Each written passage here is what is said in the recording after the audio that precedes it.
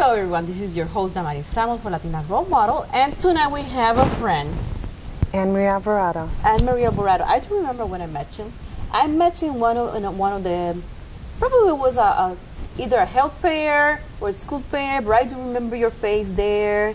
So I'm like, okay, next one, come on, Anne-Marie. So it takes a couple times for people to, get to know each other, keep coming to the events that we have. So now you are a friend for the East Orange Community Center. But tonight's about you. What is it that you do? So tonight's about your culture. Tell me about it. My culture is, my parents are from Puerto Rico, both my parents, so 200% Puerto Rican. 100% Puerto Rican. Both parents moved to New York. I was born and raised in New York. So you were not born in Puerto Rico? No, I was not born in Puerto Rico, but when my parents moved from Puerto Rico, growing up, my father, to this day, only speaks Spanish. My mother converted and speaks English primary, and Spanish will always be her primary, but her English is very well spoken, versus my dad, which he refuses to speak English. What do you think is that? I think with his culture, he didn't want to lose the language. He was proud to be Hispanic, proud of his native language and the culture, and to this day, even to the grandchildren, he will speak Spanish. Some of the grandkids understand, some don't. So it's very humorous to see those exchanges. But it's interesting because he's holding to the culture, and I think eventually it will disappear. Yes. Because then if there's some grandkids that they cannot even communicate with him eventually, so their children won't be able to speak the language. But it's about you. So how was growing up in New York with a Hispanic Puerto Rican family? It was actually, I honestly would say it was a great experience. My parents are currently still married. Actually, they're going to be preparing for their 50th. Aww. And so, loving that, Wow. admire that. You rarely see those type of relationships. Again, they have the good, the bad, the ugly. Of course. The arguments over salt and pepper. And grew up in Brooklyn. So when you look back, what is it that you learned from them and their marriage? It didn't matter between putting food on the table, going to church together as a family. Everything was done together as a family. Both of my parents were hard workers, but I remember my father made it a commitment to always have the weekends off so that we can be able to do things together, travel together. My father, his mother died young. So his father raised him, very difficult in Puerto Rico. And his passion for what he would like to upbring his family was doing family things together. I remember trips to Vermont, vacations. Everyone would just jump in a van. It was they had 4 children, so it was 6 of us. And so he bought a van, converted the van. My dad is very crafty. We would call him MacGyver because he can make anything into something. Turned this van and converted into almost like a home. So he made a bed in the back, and so we would be able to sleep while he's making these long trips because it was too expensive to put us all on a plane. And my mom also was scared of planes, so we would just travel in this van everywhere. And he was just, and still is, such a committed husband to my mom. I even remember when they would go shopping in Jersey, my dad would have the van, load us all up in. He made games. We would climb on top of the van while my mom's shopping at the mall, and we are playing. He sounds like a cool guy. Amazing, amazing dad. When you mentioned like he didn't have but mom was not there. His mom was not there. And I hear some people saying you cannot give what you don't have. However, you can still make it up. You can fake it until you make it. Yes. So that's what he did. Instead of like probably giving you a half family, because that's what he had, he said, I'm gonna make it work, and I'm gonna make it work with this one for 50 years. Yes. So that's honestly, it is amazing what he did.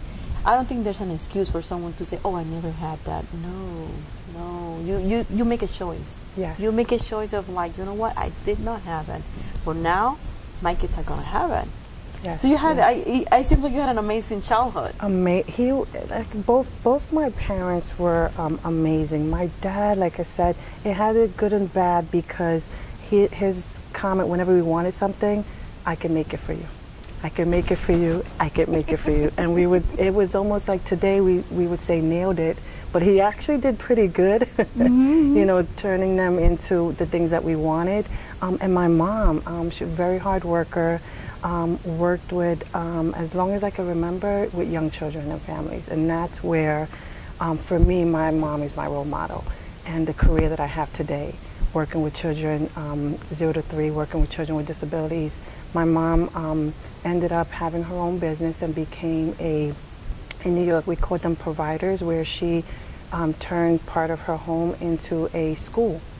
And the children would come to her home, to our home, and she had an assigned area, certain areas of the house, and converted into classroom and would teach the children. And again, was her after school or during the day? No, during the day. So she would, and then also aftercare. So she was licensed to care for a number of children in her home, and after school she'd have a number of children that would come and do, we would do activities. And just watching her be, and even though I don't think she realized that she was an entrepreneur, she was. And that's honestly where today I love working with children. I love working with families. I have a passion for children with unique needs, and I give it to her. So tell me about your education, and we know now your motivation, but tell me about your education. My education? My parents, neither of them were able to finish their education, and so when that was one thing that was very important to them, was education. Work was important as well, but education was very critical. And so I obtained my bachelor's in New York, and then moved to Orlando. My parents moved first, and then I followed them. I would say maybe about 6-8 months I probably lasted without them. And then ended up obtaining my master's and a certification as an infantile developmental specialist. So your bachelor is in? My bachelor's is in psychology and social work, and my master's is in professional counseling, mental health, and also I have a certification as an infantile developmental specialist. With that, I'm able to provide support and education and consultation and services to families with individual family support plans, which is an IFSP, so children of 0 to 3 that have been diagnosed with a developmental delay, and it can be due to a medical condition or a delay in their development. Having a very creative father and an entrepreneur mom working with children, having a bachelor's in psychology and a master's too, do you see yourself being an entrepreneur at some point and having your own business? Yes. Because I can see you. Yes. I actually am stepping out of that box of just making a small impact, and I would love to make a bigger impact to the community and become an entrepreneur and be able to provide the services that I've learned, how the system works, and then be able to educate parents and guide them through the system as well. I have seen you working in the community center as a volunteer, and you bring your family to. I think you definitely have it. You have the heart, you have the passion. I'll support you. Wonderful. So tell me about when it comes to nonprofit. You mentioned, what is it that you're doing with nonprofits?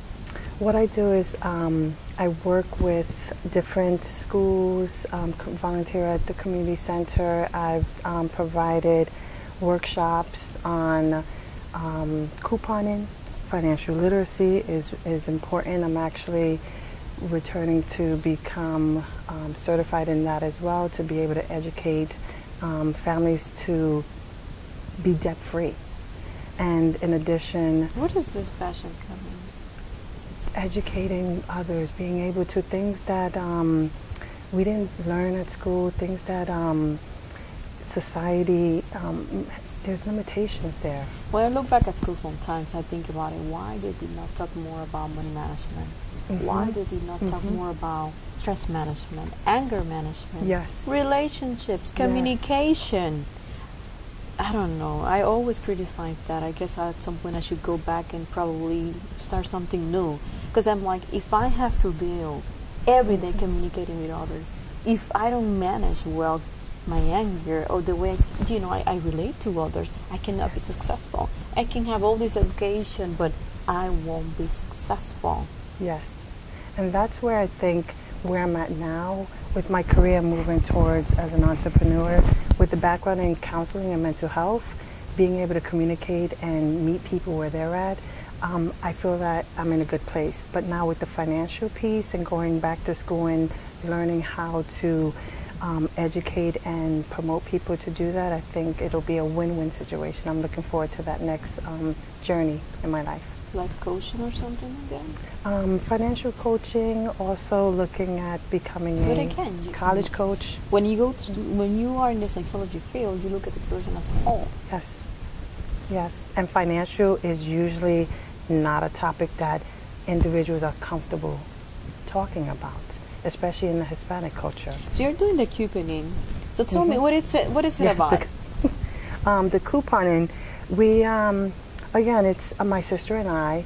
We are we have a group that we work with, and we also would come to community centers and do workshops on really budgeting, being able to manage your money, and to be able to learn again the system of purchasing items that, for example, if you can coupon, let's say shampoo products, health products, the money that you're saving on those products, you would then be able to in turn use those for the milk, the eggs, the meat. Needs. Exactly, Well, that are usually never on sale.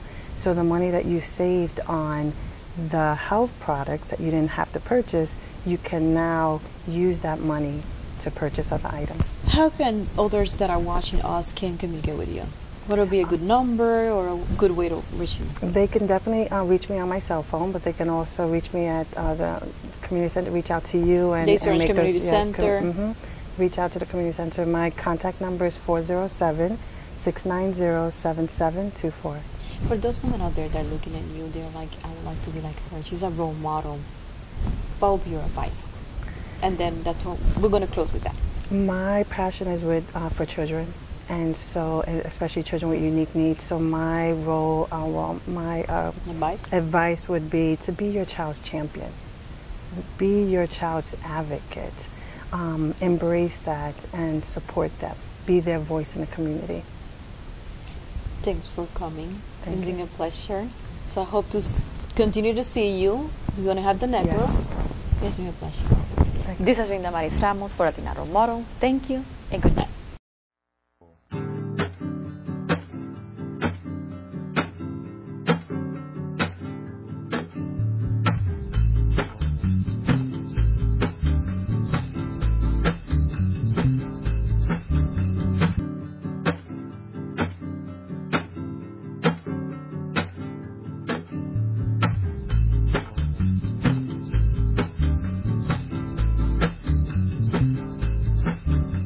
Buenas noches, esta es tu host para Latina Role Models, Damaris Ramos, y hoy tenemos a Adamar González. Además, yo siempre comienzo diciendo dónde conozco a la gente.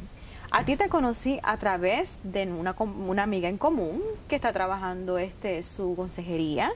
Así mismo es. So, tú estás haciendo también tu función allí, vamos a llegar ahí.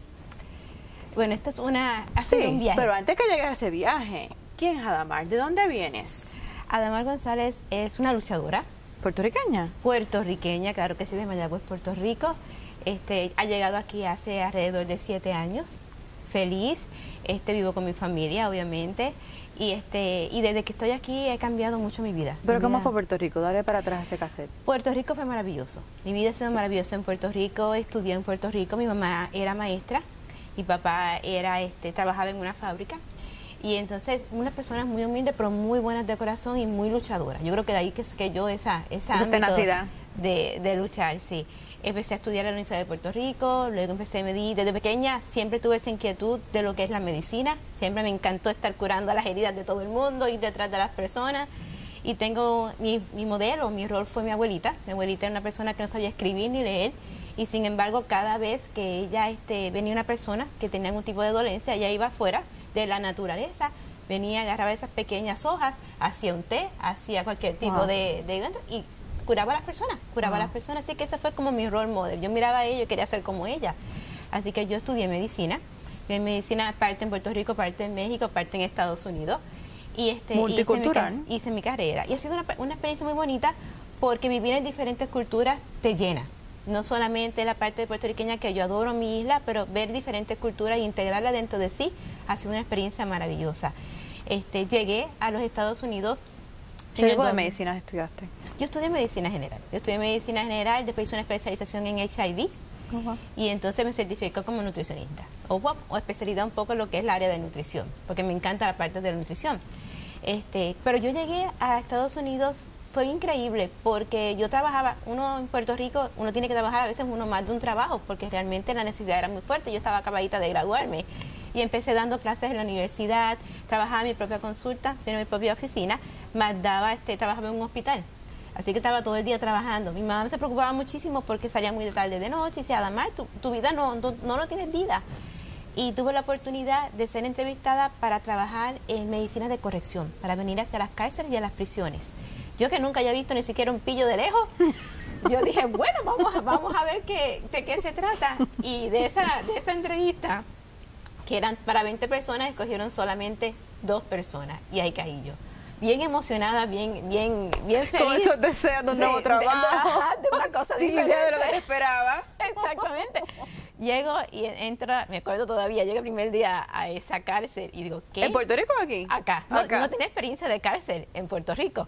Llego acá y yo digo, Dios mío, ¿qué yo hago aquí? Pero era tanta las ansias de cambiar, era las ansias de hacer algo diferente. De ayudar. Y yo entré y dije, bueno, vamos a ver. Y un poco salía corriendo el primer día porque el mundo ¿Aquí en Orlando? No, trabajé en Manatí, eso era en Sarasota. Ok. Y para mí yo entré y yo dije, bueno, vamos a ver cómo es ese mundo. Es difícil, estar detrás de las rejas es difícil. Y uno trabajar en una cárcel, siempre digo que es como trabajar en una sala de emergencia, donde la persona llega de afuera, tú no sabes qué enfermedad tiene, tú sabes qué droga está utilizando. Y era sorpresa, podía ocurrir cualquier cosa. Entonces, en ese ambiente tuve 1 año y medio. Me enamoré de la medicina de la corrección. Actualmente todavía lo hago part-time, porque nunca lo voy a dejar. Yo creo que es una de las cosas de mi misión como médico, es trabajar dentro de la medicina de corrección. Entonces es gratificante para ti. Es maravilloso, es maravilloso. ¿Qué sacas de eso entonces? Que te llena como ser humano y cumple esa misión que llevas en la vida. Eso es parte de, cuando tú estás frente a una persona, muchas veces no han visto un médico. Increíblemente mucha pobreza. Y esas personas no tienen esa calidad. Y tú ves esas personas que han estado en drogas, que tienen una serie de complicaciones. Ahí es que nace mi idea de estudiar un poquito más acerca del VIH. Y entonces me certifico como VIH. Porque yo veía que las personas no se conocían para aquel tiempo que medicina utilizar dentro del área de corrección.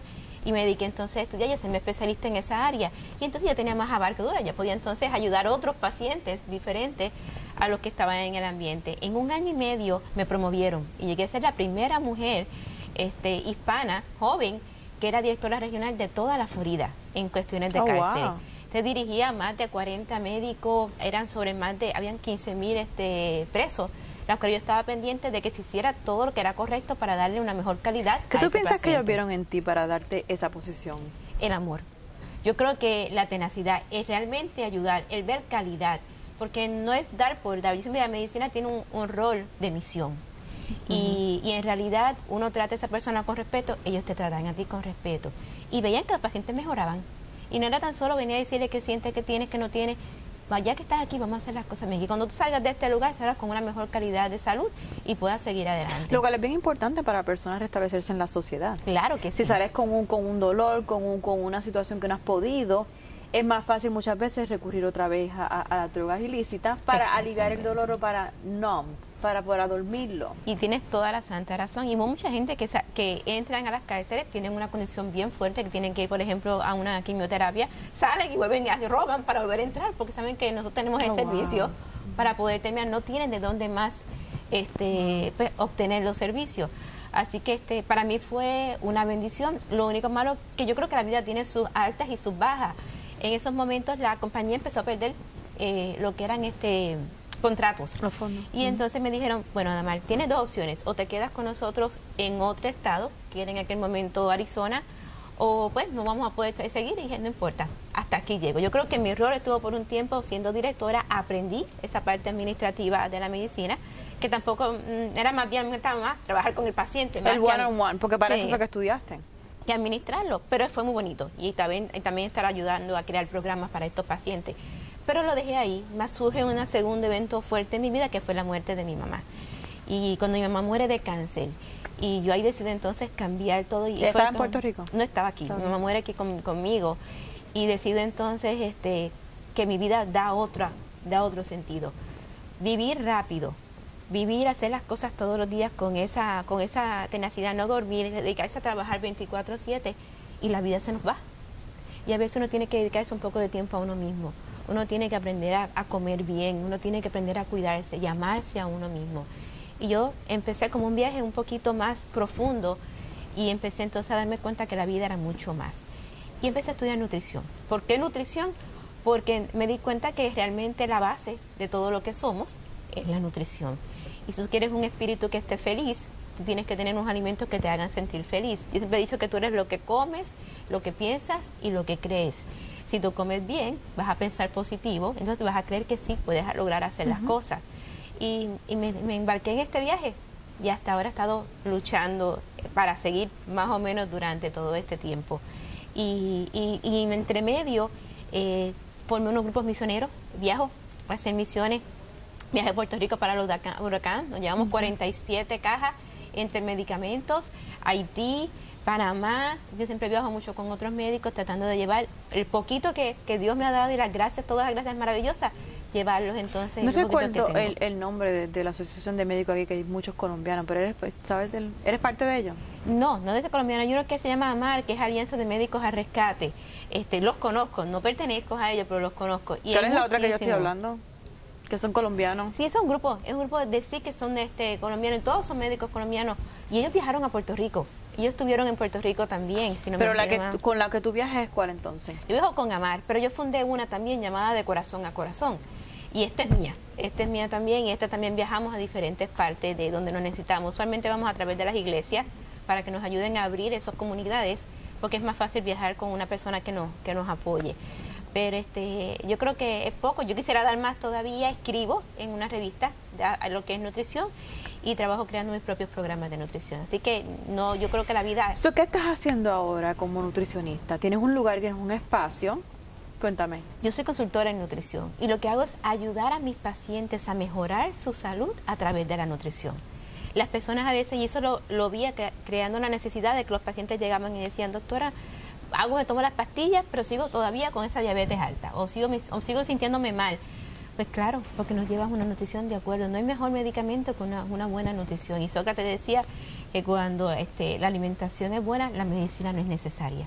Wow. Por eso mismo. Vaya sabiduría. Sí, exactamente. Y la cosa es que los pacientes necesitan aprender a comer saludablemente, a mezclar esos alimentos que te den ese valor nutricional, que aumenten tu metabolismo. Así que yo trato todo el tipo de condición, pero de una forma natural y nutricional.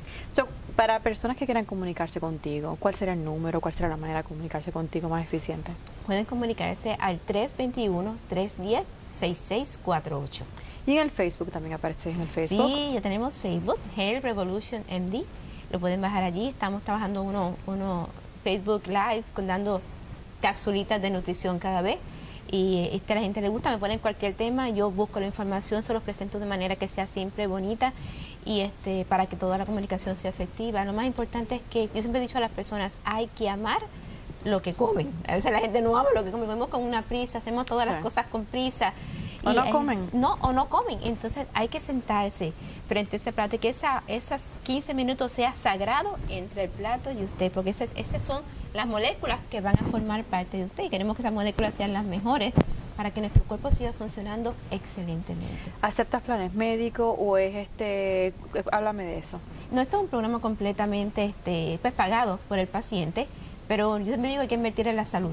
Hay que invertir en la salud y a veces el sistema ha gastado tanto en medicamentos costosos, el sistema ha gastado tanto en dar una salud que realmente no es efectiva cuando todo está en las manos de uno. Prácticamente tú me estás diciendo que muchas veces en vez de estar invirtiendo en ciertos medicamentos o suplementos de vitamina, podemos invertir el tiempo en sentarnos contigo y aprender a comer saludablemente una vez por unas sesiones que tenga. Sí. Más o menos, ¿cómo son las sesiones? 5 o 6 sesiones, ¿cómo funciona? Hay paquetes, usualmente hay paquetes y hay personas que quieren, por ejemplo, bajar de peso, se hace un paquete, incluye, claro, está el número de consultas que son. ¿Y por qué lo hago así? Porque a mí me gusta dar el seguimiento al paciente y estar segura que la gente sigue, porque la gente empieza con mucha motivación, pero se nos va desmotivando en el camino. Claro, claro. Entonces hay que seguir dándole esa motivación a ellos. Yo lo que sí pienso, la medicina, porque mi base es médica y mi vocación es la medicina, hay ciertos medicamentos que sí son importantes en el ser humano, que tienen que utilizarse, pero hay otros medicamentos que no los tendríamos que utilizar si mejoráramos ciertos hábitos y mejoráramos nuestro estilo de vida. Y ahí es que donde yo entro. Para esas mujeres que te miran y te dicen, wow, qué mujer, ¿cuál sería tu recomendación?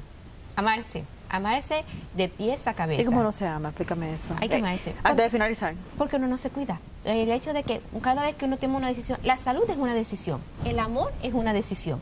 Entonces uno tiene que aprender a amarse primero a uno, amar a Dios sobre todas las cosas primero, amarse a uno, para entonces poder tomar unas decisiones que sean sabias hacia uno.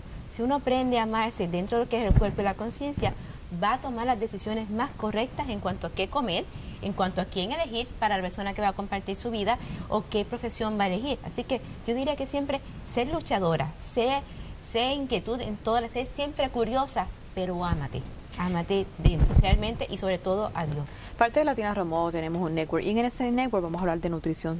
Quiero que nos des cuando tengamos el network, que des unas pequeñas cápsulas para que luego se contacten contigo. Ha sido un placer tenerte el día de hoy. Ha sido mío el placer, muchísimas gracias por invitarme y disfruté mucho el estar aquí contigo. Gracias. Esta ha sido Adamar Ramos para Latina Remoto. Muchas gracias y buenas noches.